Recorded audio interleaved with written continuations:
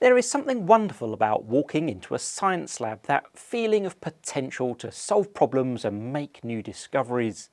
But the equipment you'll find is often beyond the budget of mere mortals like myself. This is precisely what triggered Pitaya to develop and launch their credit card-sized multifunction measurement tools.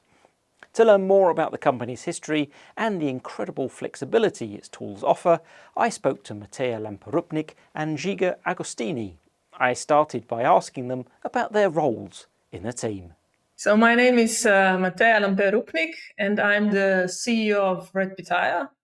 I've been with Pitaya from its beginnings in 2013 in different roles, but I took over as CEO in 2020. And my name is Žiga Agostini. I'm a business developer for academia at Pitaya. I've been with the company for 4 years now, and I'm responsible for anything that's related to education and research field. So attending conferences, creating content, making the product suitable and relevant for this target audience. So anything academia related, I usually have my fingers in it somehow. So Mateja, can you explain in a little more detail what you supply to your customers and who's using it? The DNA of Pitaya from its beginnings is open source products for academia, research, for industry, and for makers, of course. Yeah, the company was founded in 2013. Yes, it is actually a spin-off of a company called Instrumentation Technologies. Instrumentation Technologies is a company that designs very complex instruments for particle accelerators like CERN in Switzerland. And because this market is quite niche and it doesn't allow to grow, few engineers in 2013 decided to come up with an idea for a product that would be generally available also for a wider electronic market. And they came up with this idea of a product, a credit-sized board, open source, that basically magically delivers lab instruments to your garage. The idea at the time was especially to target makers, ham radio operators, and so on and so forth. They introduced this product on the Kickstarter, and that was a very successful campaign. They've been backed with $250,000. And this was basically the start of a success story. The company was spin-off, and 11 years, here we are. That would be in short the background and the history of Pitaya.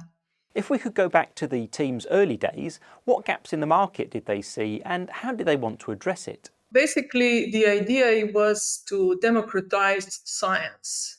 So basically, the gap that they saw was that all these expensive lab instruments that allows innovation and creation of new projects, new ideas, is closed in these labs. So how to bring it to people, how to bring it to researchers, to PhD candidates, and so on.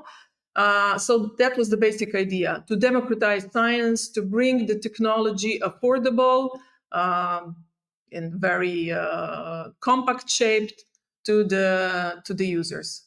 If I can now come to you, Žiga, can you give a few insights into what Pitaya's users see when they receive your hardware, and how do they go about building their instrumentation based upon it? We like to call Pitaya the Swiss Army knife for engineers throughout our line of products. And depending on what the use case is or what the user needs, they will see a different thing when they look at Pitaya.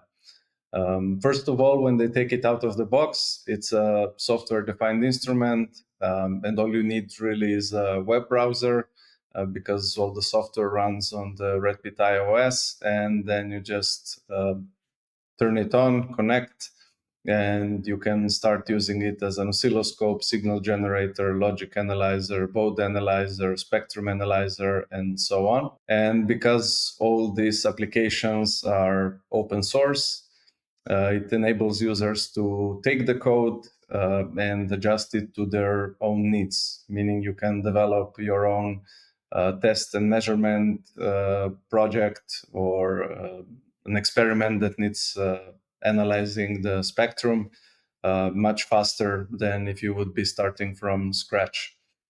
Pitaya can also be controlled remotely with Python or MATLAB.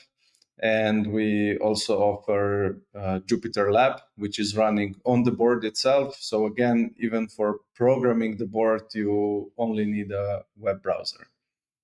And then, of course, if you really want to get down to the hardware level, since Pitaya features Zinc 7010, you can also program the FPGA directly. And this is very simply done using Vivado. Now, the availability of an FPGA opens up a lot of flexibility for building experiment-specific instrumentation. What does your FPGA development process look like? So with Pitaya, it's really same as you would approach using any other FPGA development port. So again, through Vivado. And this means that you have already the use cases and examples that are provided by us. So some template project that can serve as the skeleton of your own application. And you have everything else that was developed for other Zinc-based FPGA boards. On top of that, we also support Pink, and that's also the main topic of online course that is actually currently ongoing. We're now on week 5 out of 6. Your STEM Lab 12514 is a great platform for students. Do you also provide materials for educators who want to build courses around it? Of course, we have a growing library of teaching materials that are both developed by Pitaya as well as by educators globally. And we put them in a freely available database, and all these materials are modular. So you can either use it as an entire course or take individual experiments and theory lessons to build your own curriculum. So we really want to have, again, open source also to these teaching materials and make it as reusable and reconfigurable as possible. And it also has this community contribution aspect to it. We are trying to pull the content from as many different sources as possible, so we have really relevant materials that are published there. Over the years, I imagine you've both seen some exciting ways customers have used Pitaya. Which projects particularly stick in your minds? Well, I am most proud of the fact that, as you mentioned, not only educators and academia is using Pitaya, but also very prominent research institutes like NASA. So in NASA, we have quite a lot of use cases involving Pitaya. One of them is they've built a prototype of an instrument that actually measures the quality of the air in the International Space Station. NASA has used, for example, Pitaya to do the prototyping of the next generation of Mars helicopter, which is also fantastic. So somehow we are helping, the population come to Mars. So yeah, we're very proud of that. And then also in space, but not involving NASA, we have a very nice project with Oklahoma University, a group of students of physics with a professor. They have built a radiation detector, and which was sent with Falcon, SpaceX Falcon to International Space Station. Currently, those Pitayas are on the space station sending the information back to Oklahoma University. So those are the projects that I really like to brag about. One project that is definitely worth mentioning is from the early years of Pitaya. And MIT developed a tabletop MRI machine. So they were able to look at some samples of fruit. And all this was powered with red pitaya. So they took a couple of zeros from what the typical cost of such a machine would be. And I think that's really inspiring and really speaks to that democratization of science that Mateja was talking about earlier. Mateja, I've also heard that you have some exciting product news for 2025.